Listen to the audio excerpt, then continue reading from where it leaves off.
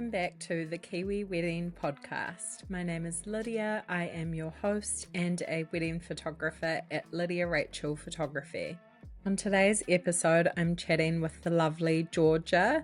Georgia was married recently at Rose & Smith in the Wairarapa, and she's also a wedding vendor at Something Special events. We chat through her whole love story, planning experience, and she breaks down the budget and the costs for us. We hear all about finding the perfect dress and all that good content you guys love to hear. Georgia and her friend and co-host Liv also have a podcast. It is called Your Wedding Besties Podcast, where they chat all things weddings and marriage. They share tips, advice, and love along the way.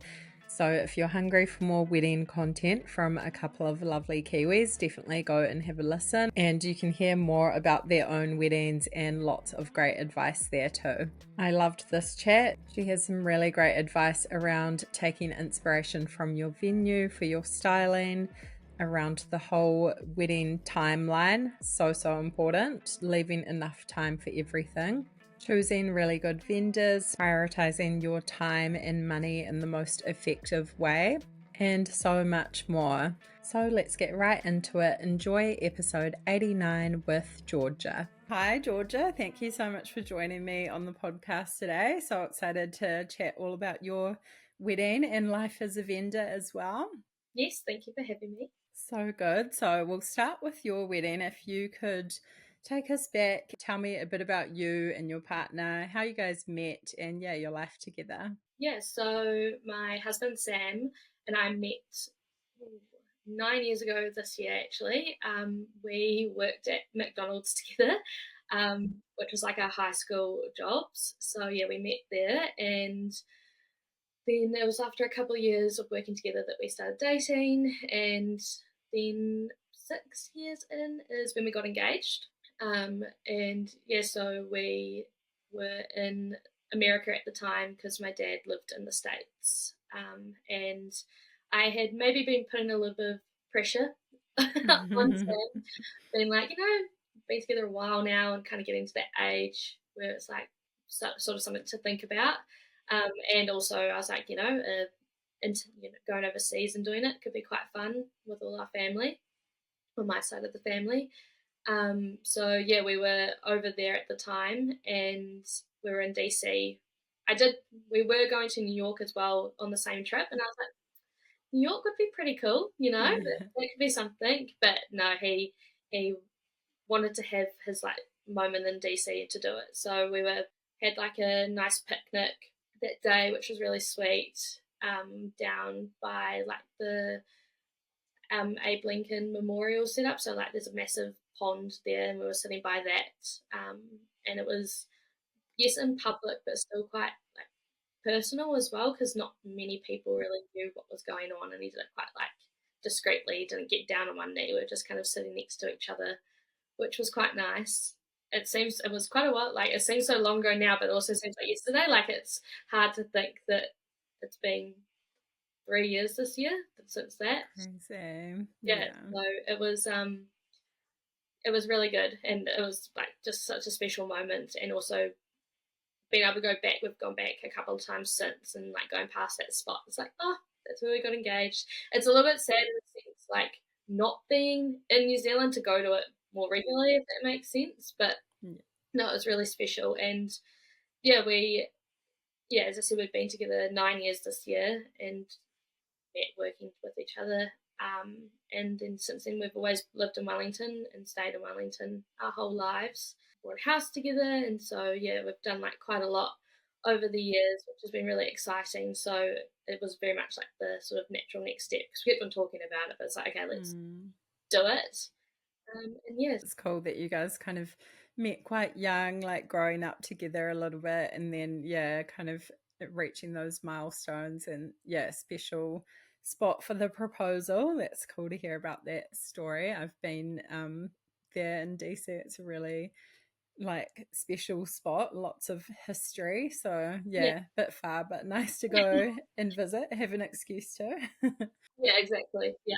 Had you been one of those girls that kind of dreamed about your wedding? Did you have in mind a sort of vision for what you wanted? What were those kind of first steps when you started planning?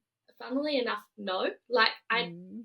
you kind of, as you grow up, you always think about like possibly getting married to that person, like the one that you want to spend the rest of your life with. But I never was that little girl growing up going like, oh, I've got my book that's going to be my future wedding. Like I wasn't like that.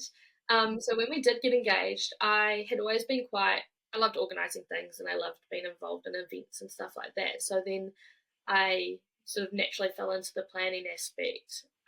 But it was still very much like, where do I start? I was the first in my friend group to get married. Um, and so no one else had any sort of tips. And I definitely sort of just use social media from that aspect. I did, I don't know, a lot of my like choices changed over the time of planning the wedding. I definitely fell in love with some looks very in the very start, and then it was like a year and a half before we got married. So it was a lot changed in that time, and I feel like there are a lot of trends that we like went through a lot over that year and a half. So I liked one cake in the beginning and then completely changed my mind and went with a completely different one. It was quite interesting, and I feel like I talked to more friends as well, and they're very much the same. They're like, I don't have an idea in my head of what I want it to look like until you kind of get into that engaged period. Yeah, so interesting. It's crazy how quickly the trends kind of turn over as well. Like there's so Yeah, many cool things popping up, but it's just like you could change your mind every week, Like it's so hard to honestly, stick to those decisions, especially if you are engaged like 18 months, 2 years plus. Things change a lot in that time. But yeah, did you consider a few different venues? Did you kind of look around for where? yeah, we did look at quite a few. Being in Wellington, we've got like sort of the CBD, which is definitely quite a different vibe. That more like stereotypical concrete jungle, like a lot of buildings around. You are by the waterfront in some aspects, but it is sort of quite different. But then we've got like the Wairarapa region, which has got beautiful vineyards and like sort of more greenery and open spaces. So we did look at both from budget perspective. We were very much like, we do have a budget in mind and we don't want to blow it. Yeah, we kind of, well, I started the process and narrowed venues down, kind of knowing in mind what we wanted to spend and then what aligned with that and what didn't, and then sort of went to Sam like a little business proposal, being like, "Where are your options? What do you like? What should we go look at?" And so yeah, we had a couple in Wellington CBD that we looked at, mostly over in the Wairarapa though. So did a lot of wineries and there's a few other venues, but we ended up landing on Rose and Smith, which is at Turnhill Racecourse, and yeah, we just fell in love with that as soon as we saw it. Really, we did a weekend of venue visits, and we went and visited like 8 or 9 venues over that way. But that was the first that we saw, and then by the end of it, we were like, no, that's the one. So interesting to hear that process, but yeah, looks like a really beautiful venue. What were your kind of top priorities, the most important elements for you when planning your day? Did you have a few kind of top things in mind? In terms of like the venue, I was very much what they had already like could offer. I didn't want to have to be wrangling a whole lot of separate vendors to one place, like the hireage, all that aspects. I very much wanted to be easy from that perspective, and they also offered catering as well, so that was like another like tick in the box because it was all sorted by one place. I didn't have to think about trying to coordinate everyone. We did also really want an outdoor wedding. Obviously, if you can hope for good weather, it helps. But it was also their indoor option was really appealing as well because some didn't really have that, and so that was a big thing for us. That if you're going to have to be indoors on your wedding day, you still want it to look nice.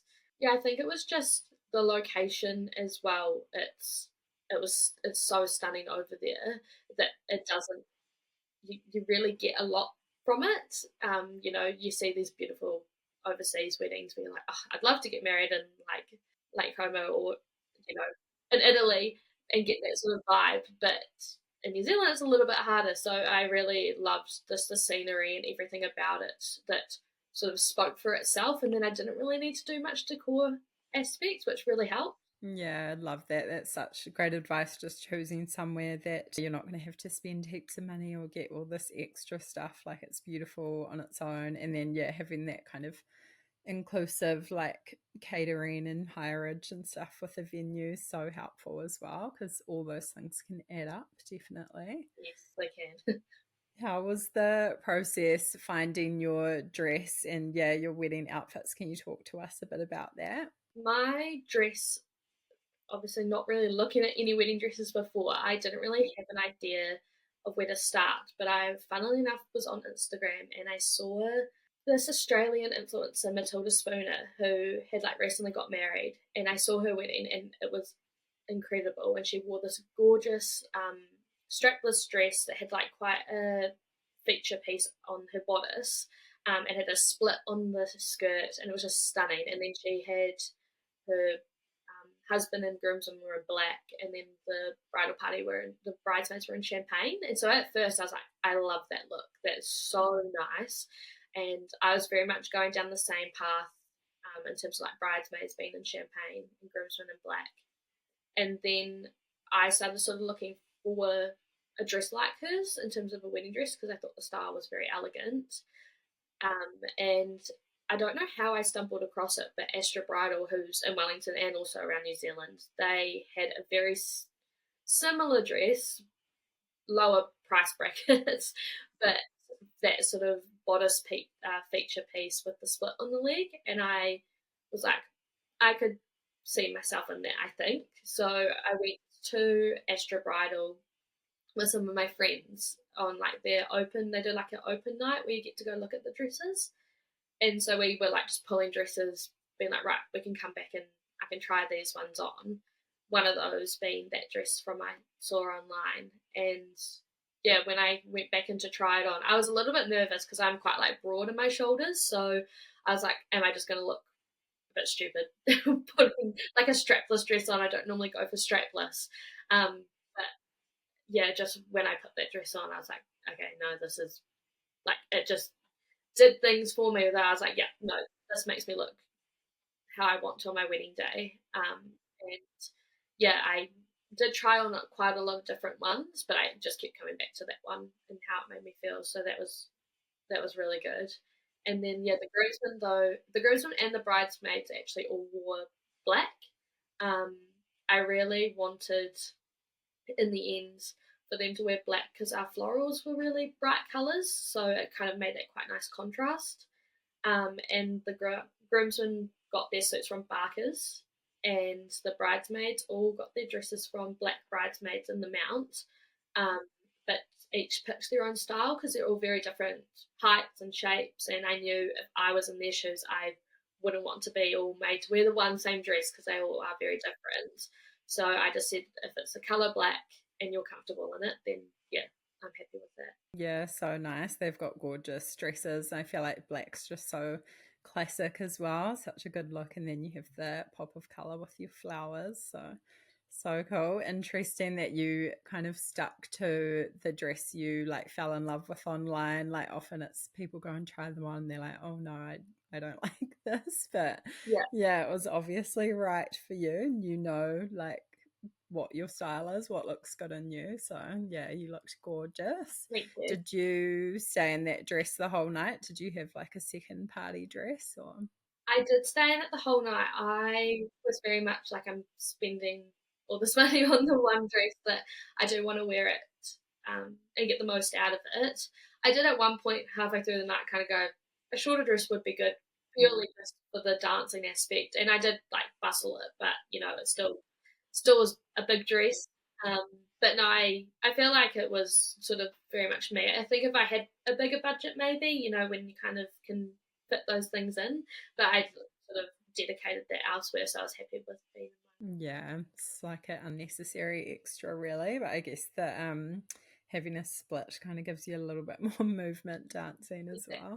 Yeah. So you had a bridal party. How did you find that process choosing them? Was that easy for you? I did like struggle at first in terms of how many, because I have so many good friends that I could have had 10. Like, it was sort of, right, what's doable, and, how we kind of go about paying for different things as well. One thing that we both, my husband and I, did is we didn't have like a best man or a maid of honor. Um, all of the people that we picked were very important to us in different ways or in different periods of our lives, that we didn't feel like one necessarily stood out, in that sense. We still had, obviously, like, one of my bridesmaids did the hens arrangements and sort of did those tasks, but you don't necessarily need a dedicated like maid of honor to take over that. So I found that sort of was quite nice because they were all important to me, in different ways. But yeah, two of my bridesmaids I went to high school with, so I'd known them for quite a while, and so that was really special. And then my other bridesmaid, that was Emma and Helena. Then my other bridesmaid, Ellen, I had worked with a few years ago, and so we became really good friends over the years. Yeah, as I said, I could have had way more, and I did say to some of my friends, I was like, look, if I could have budget like 10, then I would have all of them. But they were also like, it's your day. We like love you no matter what, and we're just going to be there. And we're happy to be there and watch you get married. And that was like, I know that I've got the right friends around me when they're saying those sort of things. I love that. You have to stop somewhere, I guess. It's hard Yeah. choosing them. But yeah, I love that advice. You don't have to have a maid of honor or a best man. It's you don't have to create this kind of hierarchy if you don't want. All of them can be equal, and then equal in what they help you with, or whatever as well. And how about the guest list? Did you find that tricky to narrow down? How many did you end up having? We ended up having, I think it was like 82 guests in total. It was very much an even split of friends and family. I think we kind of had, the little A-list, B-list sort of situation where it's like we're friends with these people now, and let's kind of just see when we send out the invitations where those friendships are at, because people move or dynamics change. And so we didn't struggle too much. I feel like it was more of struggle with family. It's like, how far out do you go on the family side? We definitely had some things in place, like if we were inviting friends and they didn't have like a partner by the time we sent out invites, then we were going to invite them as a plus one, just in terms of knowing them and numbers as well, because it could get very large very quickly. Yeah, we did. We did make an exception for that, because one of our groomsmen had a girlfriend sort of just after, and we got to know her really, really well, and so we're like, of course, and be part of the bridal party. We're like, yeah, there's no brainer. She can come along, and she's great, and we're such good friends. But it's kind of definitely hard, and I've even spoken to friends about it now who've gotten married, being like, how do you do plus ones? And like, if you don't know the partner, do you invite them? And we kind of did make that a thing. Like, if we didn't really know someone's partner, we didn't invite them, and we were quite comfortable and did say to them, like, look, we love you guys, but we're kind of working with a certain number in mind, and going about it that way. But it's quite interesting as well, like the friendships that we developed quite quickly, like closer ones after the wedding, and being like, oh, if this was like 6 months ago, we would have had so many more people. But yeah, it's quite a funny thing how quickly things change over time. Just depending where you are in your life, like your guest list would look so different even 1 year to the next. So yeah, for sure. So interesting to hear about that process as well. Can you tell us a bit about the big day, how it all went, and any highlights or favorite moments? Yeah, the day was, like, honestly, the weather was perfect. It was just the right amount of cloud, not too hot, because the Wairarapa can get really, really hot in summer. And yeah, the morning started off, me and my bridesmaids got ready in Greytown at the White Swan, and it was really chill because there was only 4 of us in total. Well, me and my 3 bridesmaids, then my mum and my sisters. It was sort of just like quite relaxed. Didn't have to get up till like 9 to start hair and makeup, so it was perfect. And yeah, it was just honestly ideal. The like hair and makeup that I had on the morning, just the girls were amazing and just felt like friends. So it was so relaxed. And I heard that the guys, they were the same. They went out for breakfast and just chilled pretty much until they had to put their suits on. They have it so much easier. Yeah. And yeah, so that was like really good part of the morning. And then heading into the day, it was just perfect. There was like a slight hiccup. Guest transportation to and from the wedding to the wedding didn't show up for the guests. Oh, no. And I found that out sort of just about as I was getting into my dress. But it got fixed super quick. The venue was super quick to fix that, and everyone got there well on time, even too early for the ceremony. So they were all just hanging around. So it was a little bit of like a half an hour, okay, little panic, but no, it's all good. And then, yeah, we went into the ceremony, and honestly, it was like a blur from there. I feel like people say that your day goes so quickly, but for me, on the day, it felt like I'd look at my phone and be like, oh, it's only 8 o'clock. I've still got 4 more hours of being able to party, and it did like take a while to sort of go through the day. Highlights, besides from getting married, which was the highlight of the day, obviously, I feel like just the whole atmosphere and the vibe of the day was such a high, and the food as well from Rose and Smith is just incredible. I would pay good money to just go back and have dinner there. I've said this to multiple people, and it's definitely something that all of our friends as well have brought up after the day, and like some family as well. They can't get over how good it was. It's one of those things that I really wish I could just keep doing over and over again. I loved it so much, and I'm like, you would love to just I'd get married again in a heartbeat and do it all over again. Oh, so cool. Sounds like an amazing day. And yeah, there's always going to be some like little hiccup as well. So great that that wasn't a major in the end. But yeah, really beautiful. And I feel like food as well is such a memorable part, especially for your guests. So that is so good. What did you kind of find the hardest part about the whole wedding planning process? Is there anything you look back on and regret or would do a little bit differently? I feel like there were certain things that you kind of get swept up in. Well, you do get swept up in budget, and then looking at different aspects and trying to do things that fit to your day. And I really think that if I didn't rush some decisions, like I did all of my stationery myself, and so I sort of didn't think about, oh, I could have done this aspect. Like I really loved like linen signage at the time, but didn't think that I could do it myself. And then I'm like, actually, I probably could have done it myself. So it's like little decisions that I sort of rushed into, being like, yeah, I really like that, and that fits within budget, so I'll just do that. But didn't really broaden my horizons from like that aspect. And I think as well, one thing for me that I do kind of not regret, but sort of wish I would have changed was my photo list. I definitely have some photos in mind that I like didn't say the photographer that I wanted because I didn't really know wanted it, should have asked for them.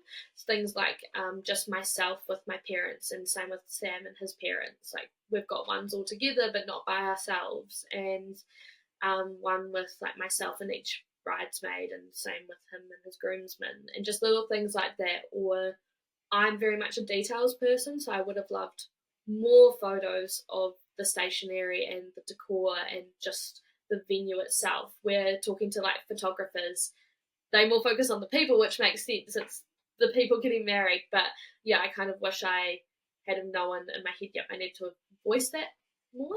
Yeah, such great advice. I think, yeah, you obviously book a photographer, whoever that you love their style and you vibe with them. But yeah, I guess if you have those kind of things that are really important to you, just communicate it. Lesson learned afterwards, which is so annoying. But yeah, definitely no harm in like writing the list or noting those things down. So you guys had a budget for your wedding. Are you happy to talk about what that was and how you found that whole process?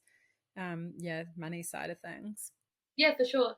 Well, when we got engaged, because we were the first, I didn't know where to start. In my head, I had thought like about $30,000 for a wedding.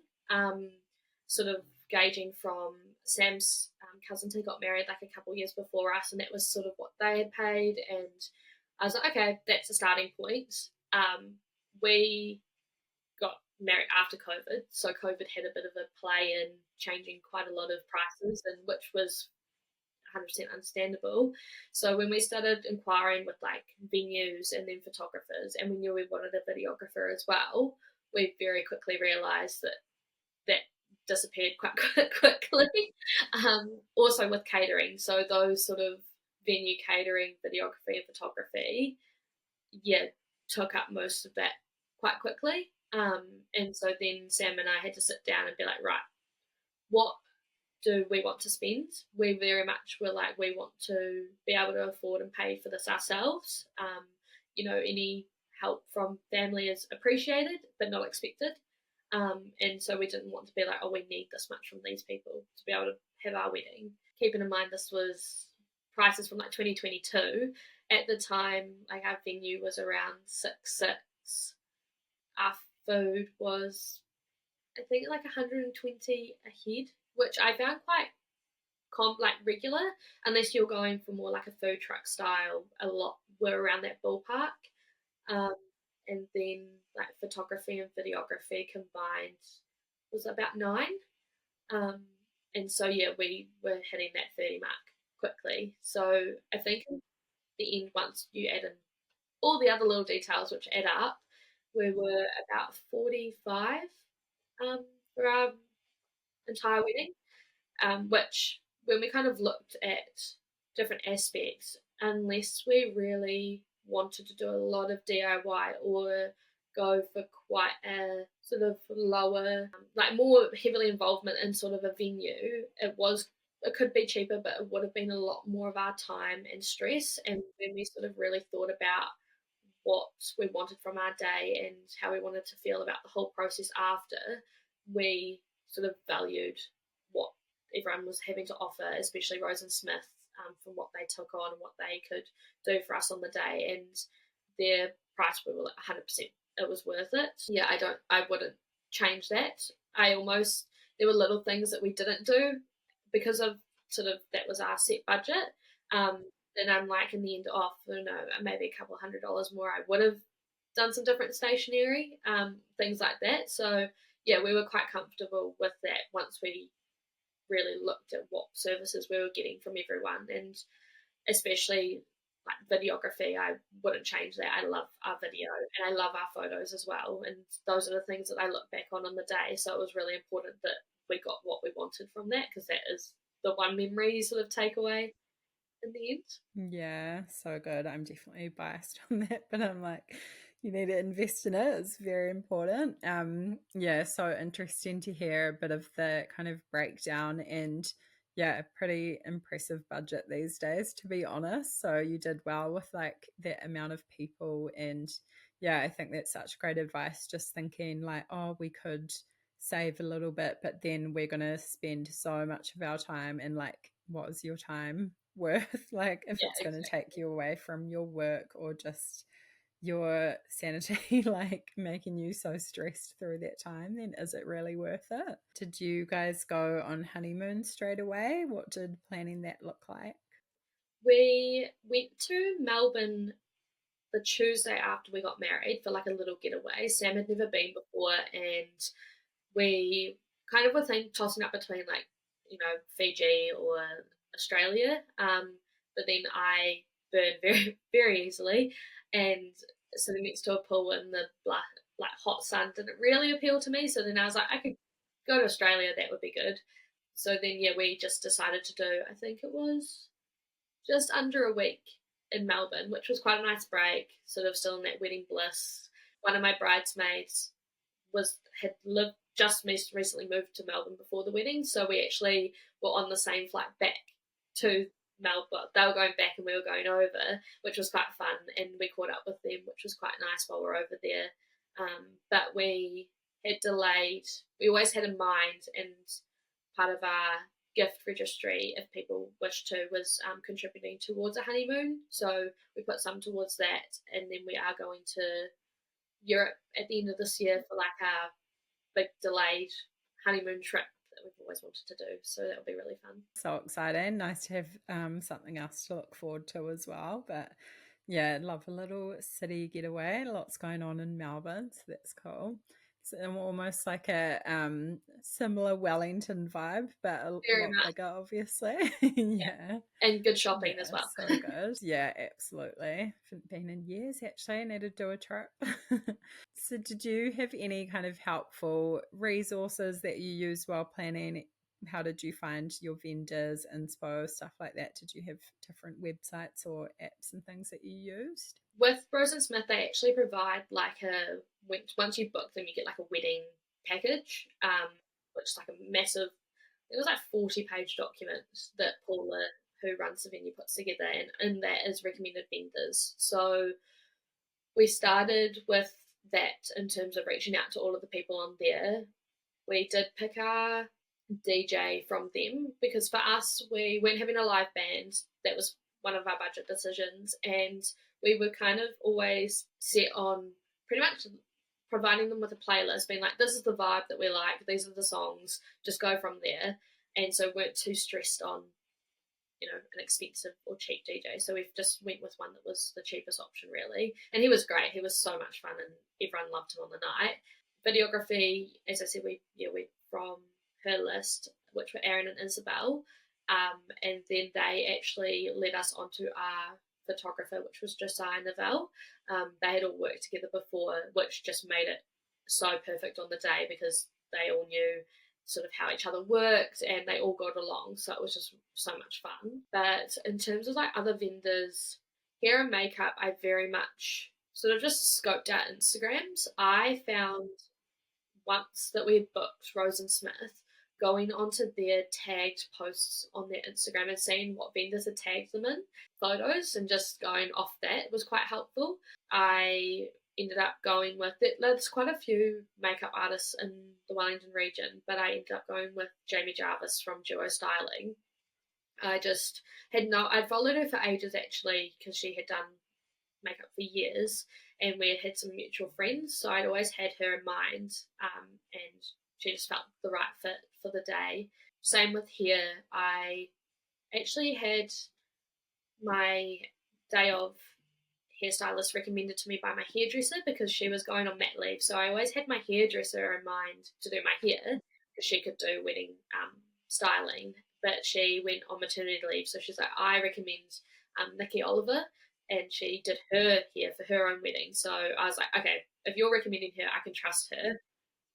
So that was just really comforting on the day. In terms of other vendors, celebrant. It was actually really hard finding a celebrant. I think I went through like 7 or 8 before I got someone that was actually free on our day.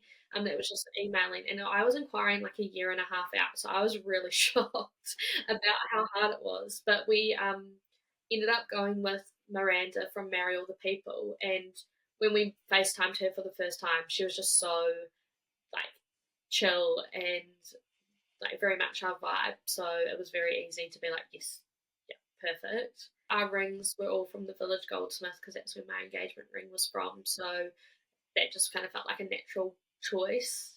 Yeah, I feel like everyone else, because catering and all of the decor were covered by Rose and Smith, it was very easy in terms of our vendor list. So interesting to hear that kind of process.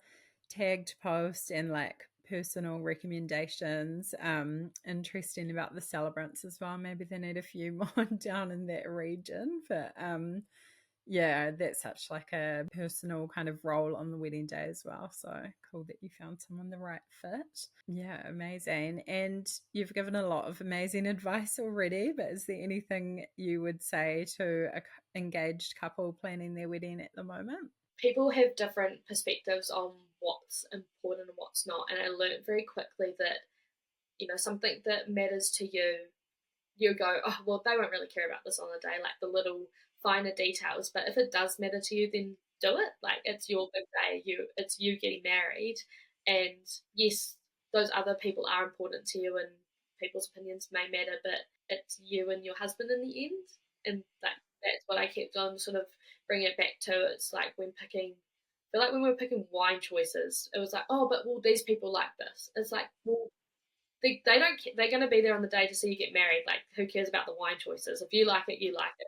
Like, it's definitely kept coming back to that it's you and your husband in the end, and it's what matters to you guys most about your special day, and everyone will be there if they love and want to celebrate you both. Yeah, I love that. Such good advice. And what is married life like now? Do you feel like you got any of those post-wedding blues? Yeah, 100%. I pretty much as soon as we got back to the accommodation, I was like sad. It's like it's Mm. over. I felt it hit hard very quickly. I think because it was just such a high from that day that yeah, it is actually really sad once it's over. Post wedding though, it just feels it's so much the same. We were living together already, very much yeah, sort of in each other's back pocket sort of thing. Like, you know, it just didn't really change our dynamic. The only thing is that you can kind of fall back into that comfortable sort of life, and it's then really sort of making that effort to date again now that you're husband and wife sort of thing, and sort of going from that perspective. But yeah, now we just have the argument of what anniversary do we celebrate? Do we do the wedding and the dating one, or just the wedding? I vote both, but yeah, Yeah. Sam says otherwise. Oh, why not have more celebrations? That's such Exactly. a dilemma though, because it's like, oh, our 1 year, but we've actually been together 10 years or whatever. Yeah. So, yeah. I'm like, well, yes, 1 year wedding anniversary is important, but we're also like, Mm. when we've been dating for 10 years, isn't that Yeah. important too? So, yeah. Amazing. And you ended up going into the wedding industry. So I'd love to chat a bit about that. Yeah, can you tell us a bit of your journey, how you started your business, and yeah, a bit of that story there? As I said, I very much got quite sad about the whole wedding being over. But during the process, I was very much enjoying the planning and sort of dealing with all the vendors and that sort of stuff. And I had always liked events and liked organising work events and social events. So as we kind of got towards the end of planning and getting towards close to the wedding, I sort of said to my husband one day, I was like, well, what happens if I did this for business? Like, is that weird if I sort of started my own wedding planning business? And then I remember saying to Paula from Rose and Smith that I was looking at doing that because she had been, prior to owning the venue, had been a wedding planner for 20 years. Um, and so I said to her, I'm thinking of doing this myself. And she's like, yeah, I can see you. I can see you doing this. I was like, okay, that's kind of like the reassurance that I needed that I wasn't just the only Mm. one thinking this. Um, so yeah, we had the wedding, and it, it was literally the week after, while we were in Melbourne, I decided to launch something special events. So I did like a little post on my Instagram, and I think it was one of those things where it was the first time I'd ever done anything like that. Probably rushed it a little bit too much in terms of my branding and everything, so still working on that. But it sort of just it felt right. I had no idea if it would work or not. I still work my full time day job. I very much was like, I need a steady income. I'm not in the space yet where I could give that up. So I was always just going to do it on the side to begin with. And then if it didn't work, I'd be like, okay, that's cool. I've still got my job. That's no worries. But yeah, it was kind of a mixture of everything. I wanted to be able to offer couples what I found and also help them with the things that I didn't know, which they might not know either, like the photos and where to find different vendors and all that sort of stuff. And so, yeah, it kind of fell into very much a mixture of wedding planning with also now day of coordination and some stationery and styling involved as well.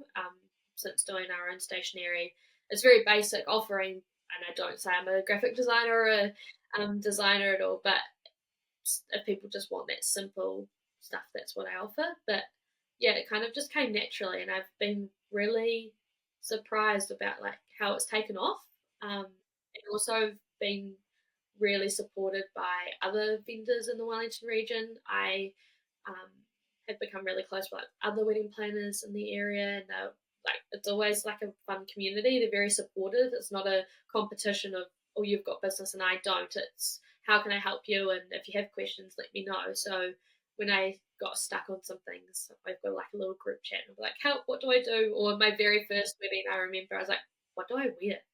Like, do I wear this like stripy shirt, or they're like always wear black? I was like, okay, cool, that's easy. So it's things like that. But yeah, it's been really good, and I've really enjoyed it. It's definitely helped with like the post wedding blues, because now I'm just constantly involved in weddings, which is great. So good. Why not start a business, have something else to focus on? I love that though. You sound like the perfect person for the job, and yeah, would be so helpful with working through that whole process. Do you kind of touched on this different services that you offer? Are you kind of doing a lot of those for everyone, or more like full planner on the day coordination? What are you kind of seeing that people need support with at the moment?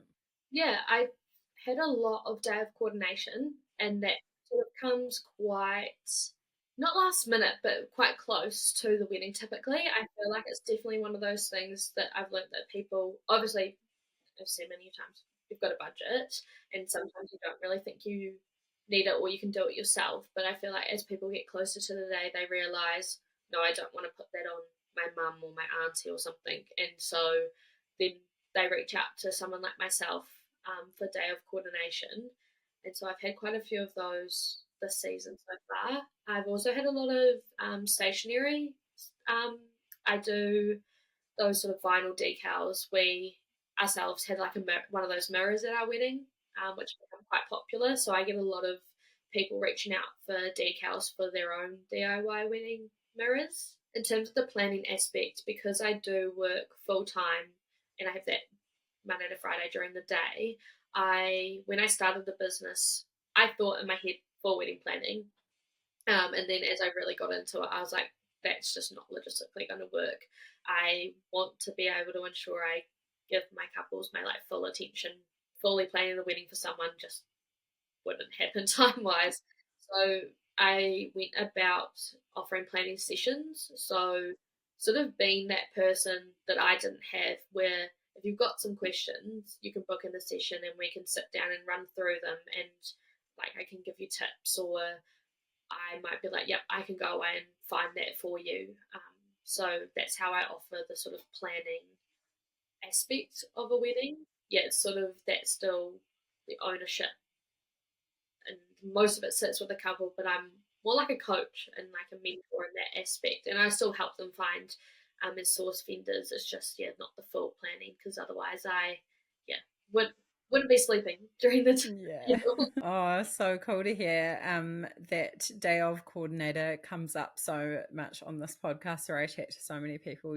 Such a key vendor to have. And yeah, like you say, just lifting that responsibility off your bridal party, your friends and family, and then you not having to stress about anything on the day. So yeah, I just recommend everyone gets one. So helpful. And that's really interesting to hear about the sessions as well. I've had a few people ask lately, actually, if anyone does like a one off session, or they're just like at this point in their planning where they don't know where to start, they need a bit of direction, want to have a chat, and they might not be able to afford a full planner, or they might. I had one girl DMing me recently, actually getting married somewhere quite remote, and there's like not many vendors around, and there's only so much Googling you can do. Sometimes it's just like so helpful to sit down face to face or on Zoom or whatever and have a chat with someone, just nut all those things out. So yeah, that's such a great service. I'll definitely be directing people to you for that. So good.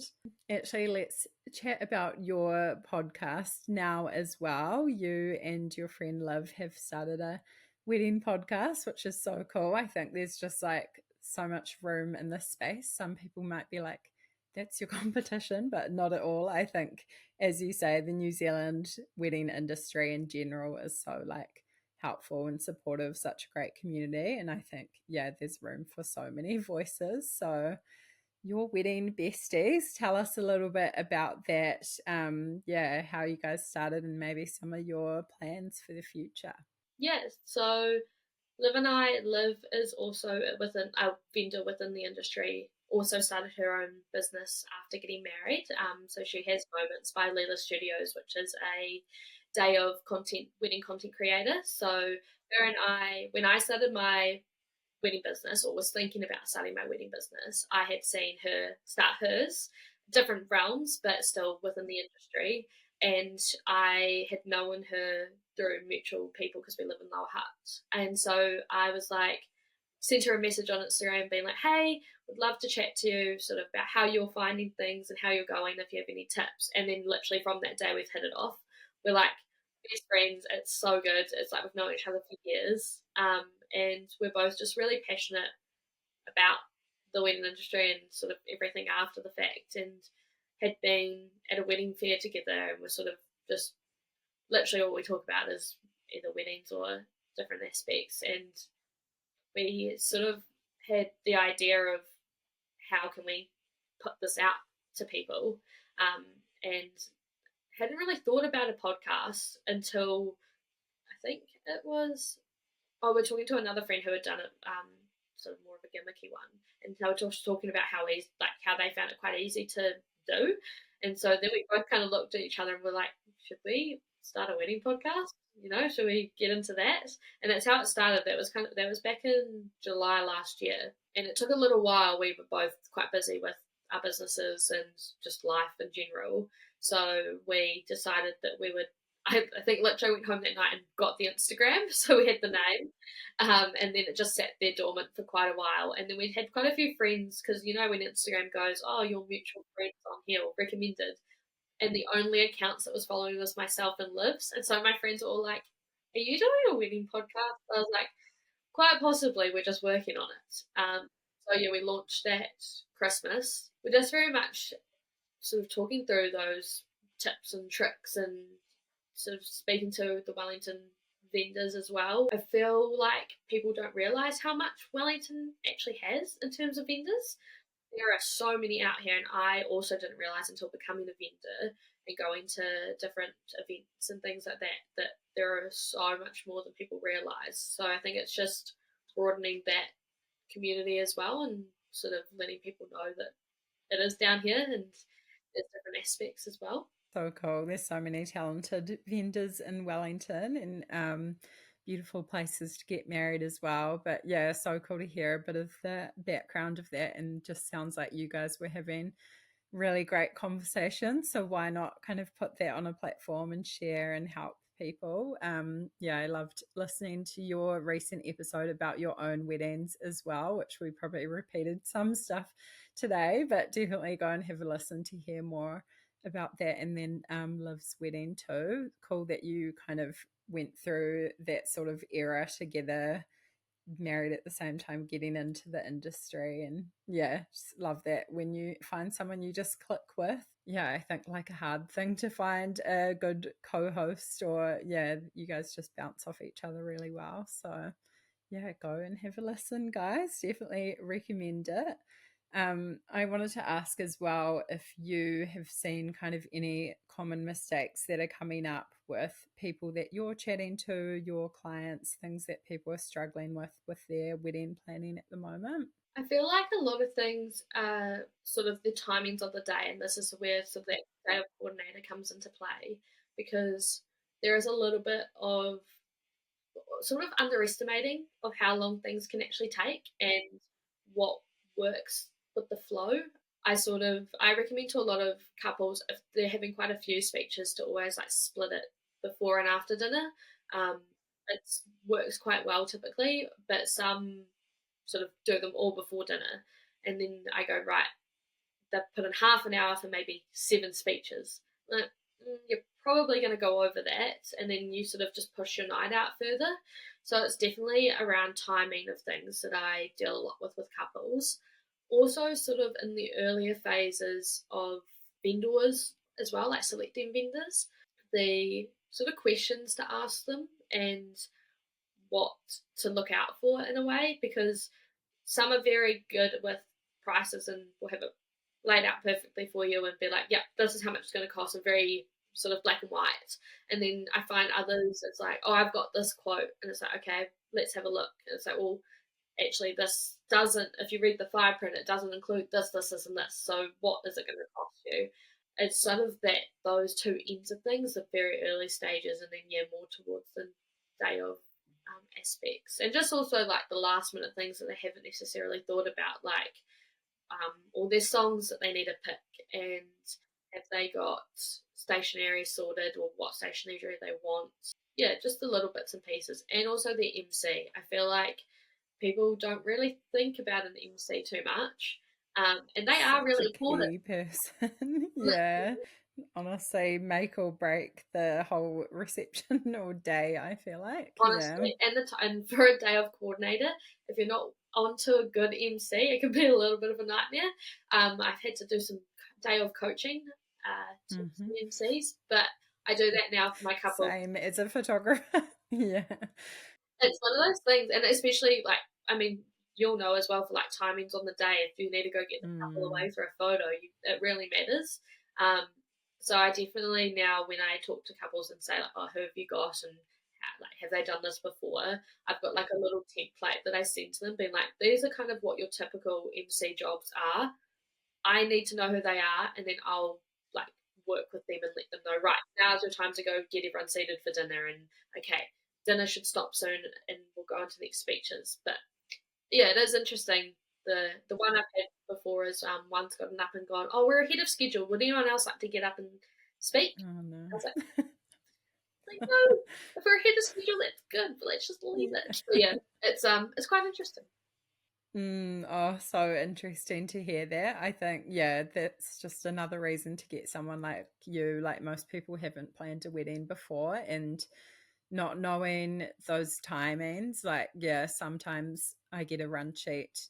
I mean, I like to kind of help my couples with all of that now as well, but yeah, you're just like, oh, that is not going to take that long, or you are going to be running late, and that can just be so stressful on the day. Yeah, key person, the MC as well. Like, you might want your cousin because they're really funny, but do they have like that time management Yeah, skill as well as the like humor, confidence, and yeah, one of the most important jobs is to keep everything running on time, because your food's going to go cold otherwise. Like, the caterers are waiting, or you might be doing sunset photos and you need to nail that timing. So much that goes into it, and yeah, it's just great if you don't have to have your planner or your photographer or someone else kind of managing them so much on the day as well, being like, okay, get up and announce the next speech, we need to get going. But yeah, some great advice there. I, yeah, just think it's such a helpful service that you do. So really interesting.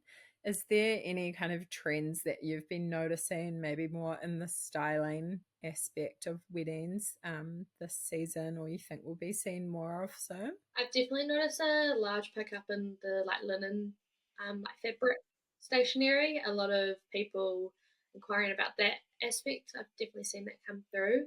I'm definitely seeing a lot more sort of fun with florals and drapery as well. I've seen a few weddings recently where they've had like quite a lot of draped linen on different things, which I love the look of. It's so cool. Yeah, it really depends. I've noticed, and my friend actually had this, that like chartreuse color, that green really came through in the earlier summer, and also that quite different. Each bridal party member had a different bouquet, like of flowers. I'm loving that. That's quite cool. But yeah, it changes so quickly, and I feel like we Mm. get a lot of influence from overseas as well. So we kind of, their trends have happened, and then we sort of pick up off the back of them.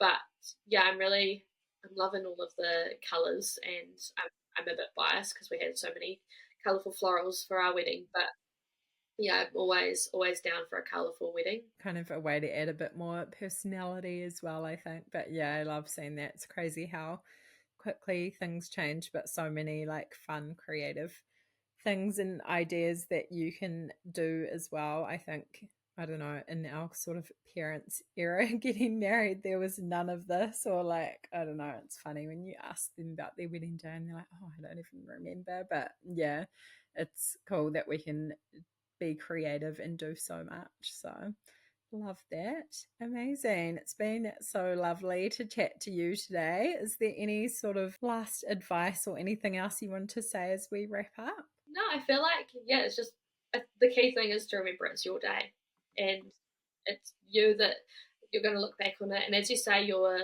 period of life, like when you got married to later, like your friends and everything could change. So it really is do what makes you happy on the day, because it's you that's always going to look back at it and remember it. So yeah, that's kind of definitely the key takeaway. Wise advice.